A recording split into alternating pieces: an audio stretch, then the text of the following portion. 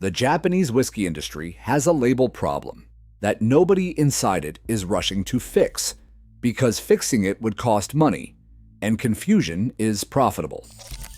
A kanji character costs nothing to print. Cherry blossoms cost nothing to photograph. And a bottle that looks like it emerged from a 200-year-old mountain distillery with a name you cannot pronounce can be filled with commodity Scotch, priced at $70, and sold to someone who trusted the aesthetic because nobody told them the aesthetic is the product. Start with the biggest misconception in the category. Most people believe that Japanese writing, Mount Fuji imagery, and a name that evokes ancient craftsmanship on a bottle mean the whiskey inside was made in Japan. It does not. It means the bottle was designed to evoke Japan. Those are legally different statements. Think about clothing labels for a moment. A garment tagged "Made in Italy" was manufactured there. That is a legal declaration of production origin. A garment carrying an Italian brand name, printed in Italian typeface with imagery of Venetian canals, was designed to evoke Italy. Nothing about that design is legally required to mean anything about where the garment was actually sewn. You know this distinction when buying a jacket. Most whiskey drinkers do not apply it at the spirit's shelf. Kurayoshi Pure Malt illustrates this gap precisely. The bottle features elegant calligraphy, a vintage label design, and age statement expressions suggesting decades of patient Japanese craftsmanship. When these products launched, the company behind them, Matsui Shuso, did not have a licensed malt whiskey distillery. Industry investigators and whiskey journalists documented repeatedly that Kurayoshi contained imported Scotch whiskey, repackaged with Japanese aesthetics and sold at Japanese whiskey prices. You were paying for a costume. The company has since developed their own production under separate labeling. But the bottles carrying the old story still appear on American liquor store shelves, still feature Japanese imagery, and still rely on the same assumption they exploited from the beginning, that the label tells you where the whiskey was made. Now, here is the part that will actually protect you going forward. In 2021, the Japan Spirits and Liqueurs Makers Association established labeling standards requiring that genuine Japanese whiskey be fermented, distilled, and aged in Japan using Japanese water. Those standards became enforceable among association members in April 2024, along with a JW emblem that compliant producers can display. This sounds like consumer protection. It is partially. But here is what those standards are not. They are not Japanese law. The government did not pass legislation. The association published voluntary standards that its members agreed to follow. Think of it like the MPAA film rating system. A studio does not have to submit a film for rating. The MPAA cannot legally prevent an unrated film from being shown. The rating, when it appears, is meaningful certification. An unrated film is not automatically bad. It simply has not been certified. The JW emblem works the same way. Its presence means voluntary compliance with rigorous standards. Its absence means you need to do more research before trusting the label. The resource most serious buyers use is nomunication.jp. The person behind that site holds certifications in whiskey and cocktails and cross-references licensing records from Japan's National Tax Agency against marketing claims. Before you spend serious money on a bottle you cannot verify, that site is worth 10 minutes of your time. Now, the no-age statement situation, because this is where consumer anxiety does legitimate harm to genuinely good bottles. Most whiskey drinkers treat no-age statement as a warning sign, and sometimes it is. But in Japanese whiskey specifically, the story is more complicated. Hibiki Japanese Harmony arrived in 2015. Before it, there was Hibiki 12 and Hibiki 17, bottles that collectors and serious drinkers adored. Those expressions disappeared not because the whiskey was bad, but because demand consumed the aged stock faster than anyone anticipated. Think of it as a restaurant that removes market price from the menu because they ran out of the fresh catch. That is different from a restaurant that never had fresh catch and just wrote today's special in a way that implied it had fresh catch. Same menu language, fundamentally different situations. The harmony is a genuinely skillful blend from Yamazaki, Hakushu, and Chita. The problem is not what is in the glass. The problem is the gap between what the price suggests and what the liquid delivers. Most honest assessors would say it does not outperform everything else in its price range. Skilled blending, not spectacular value. The Yamazaki 12-year-old is a case study in how a whiskey becomes a trophy before it becomes a drink. In 2013, it cost around $45 at American retail. In 2015, Jim Murray's Whiskey Bible named the Yamazaki Sherry Cask 2013 World Whiskey of the Year. That was a different expression. A single vintage release, with no ongoing production. But the name Yamazaki was now attached to the most prestigious single award in the category, and the entire product family got pulled into the slipstream. Secondary market psychology did the rest. Consider how rookie sports cards work. The moment a player wins a championship, identical cards from the same print run triple in value overnight. The card did not change. The market's emotional relationship to the card changed. Buying Yamazaki 12 at $200 is buying the championship premium, not the underlying asset. Here is the technical detail the hype conversation almost always skips. Suntory's wholesale price for Yamazaki 12 in most markets is reported to sit around $90. The inflation above that figure is retailer markup and secondary market behavior. Suntory is not charging you $200. Someone who bought it at $90 and understood that demand is irrational is charging you $200. The whiskey itself is a beautiful introduction to Japanese single malt, with pineapple and coconut from American oak, dried fruit sweetness, and those distinctive sandalwood notes from Mizunara oak. Mizunara trees require approximately 200 years of growth before they can yield cask timber, and a single cask costs more than $6,000 because of the wood's porosity and high coopering failure rates. At $45, it was a revelation. At $200, it is speculation dressed as a drinking experience. Suntory AO deserves a specific mention because it represents a different kind of confusion.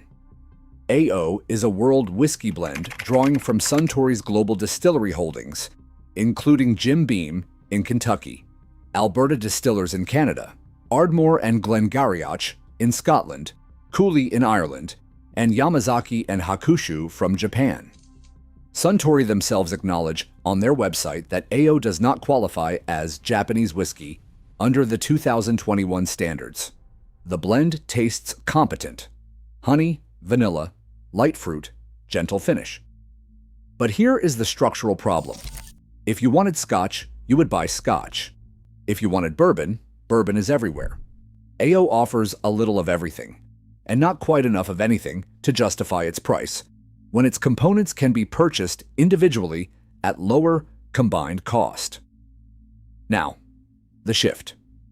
The same market that produces these confusions also produces some of the most genuinely rewarding whiskey you can find at honest prices. The bottles with the best stories are often the ones that look least impressive on a shelf. Mars Shinshu sits at approximately 800 meters above sea level in the Japanese Alps, and it is Japan's highest whiskey distillery. It was chosen for that elevation because cool temperatures slow maturation in ways that lowland warehouses cannot replicate. The parent company, Hombo Shuso, obtained its whiskey license in 1949. Verifiable history, not marketing mythology. The Iwai tradition expression blends malted barley with corn, and it is aged in bourbon, sherry, and wine casks.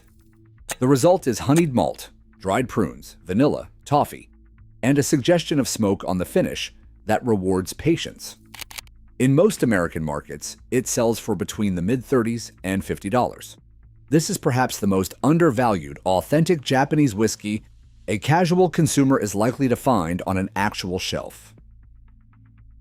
Nikka built a different kind of value case, with their coffee grain expression. Aeneas Coffey, an Irishman, patented the continuous column still in 1830. Most distilleries moved away from coffee stills as the industry evolved. Nikka acquired theirs when continuous distillation was falling out of fashion and maintained equipment that other producers scrapped. The result is a single-grain whiskey that most drinkers have never tasted in isolation. In blends, grain whiskey provides body and volume, while malt delivers character. Nikka coffee grain lets you taste the component unmasked. You will find caramel corn, vanilla cream, tropical fruit, and a remarkably creamy texture. But beyond enjoyment, this bottle teaches something that $100 worth of single malt cannot. Once you understand what grain whiskey contributes alone, every blended whiskey you subsequently drink becomes a more informed experience. It is the difference between hearing an orchestra and hearing each section play their part before they combine. The music means more once you understand what each element is doing. Eigashima Shuzo has been making sake and shochu in Hyogo Prefecture since 1888. They obtained Japan's first whiskey license in 1919, 4 years before Suntory built Yamazaki. Their white oak Akashi expressions sit in the $40 to $70 range, depending on whether you are buying blended or single malt releases. The distillery sits near the coast, and ocean influence shapes maturation in ways you can actually taste. A subtle brine quality distinguishes coastal Japanese whiskey from the mountain expressions of Yamazaki, or the highland character of Mars Shinshu. Here is the production detail that matters most. Eigashima makes whiskey for only a few months each year, traditionally between February and March, before returning their calendar to sake and shochu, which remain their primary business. Seasonal production, under focused attention from a company for whom whiskey is a serious craft rather than a revenue engine, is precisely the kind of authentic practice the broader category has been trying to simulate with labels and imagery. Personally, this is the bottle I feel strongest about in terms of what it represents. Not because it outpoints everything at its price, though it competes admirably, but because the gap between what it offers and how little attention it receives reveals exactly how much of Japanese whiskey's perceived value is being driven by aesthetics rather than liquid and history. Eigashima has more genuine history than most brands sitting above it on the shelf. The market simply has not told enough people yet. Then there is Nikka from the barrel, which is the whiskey serious drinkers most reliably point to when someone asks what to actually buy. Whiskey Advocate named it their Whiskey of the Year in 2018, competing against every category from every country and winning. Nikka blends more than 100 batches of malt and grain whiskies from their Yoichi distillery in Hokkaido and Miyagikyo distillery in Miyagi Prefecture. Rather than transferring these components into steel tanks, they marry the blend in oak casks for several months, letting different whiskeys integrate before bottling. Then they bottle at 51.4% ABV without further dilution. That proof is genuinely unusual for Japanese whiskey, which typically targets 43% or lower to emphasize smoothness. The additional ABV carries more flavor compounds directly to your palate. Think of espresso and drip coffee made from the same beans. Both are accurate representations of the same raw material. One carries more information per milliliter. The first sip announces its intentions immediately. Cherry fruit sweetness, bourbon barrel vanilla and caramel, dark chocolate, citrus brightness from orange peel, spice that builds without burning. The finish extends for minutes, evolving through dried fruit and oak and honey before fading into something genuinely memorable. One important note for those who care about certification. Under the 2021 standards, Nikka from the barrel does not qualify as Japanese whiskey because it reportedly contains whiskey from Ben Nevis Distillery in Scotland, which Nikka has owned since 1989. Nikka acknowledges this on their official website. The blend remains predominantly Japanese in production philosophy and component sourcing. But you deserve the complete picture. For your drinking experience, this distinction changes nothing about what arrives in the glass. Here is what you do the next time you stand in front of a Japanese whiskey section. Flip the bottle. Find a distillery address, not just an importer. Look for the JW emblem. If you do not see it, your research homework just became mandatory. Check nomunication.jp against the producer name. Calculate price per pour on your phone. A standard bottle at $60, poured at 40 milliliters per serving, yields approximately 18 pours. The math changes the decision. The Japanese whiskey category contains some of the most precise, considered whiskey produced anywhere in the world. It also contains some of the most elaborate aesthetic theater in the spirits business. The label that looks most Japanese and the whiskey that is most genuinely Japanese are frequently two different bottles on the same shelf, priced within reach of each other. Knowing which is not a matter of expertise. It is a matter of knowing where to look. Now you know where to look.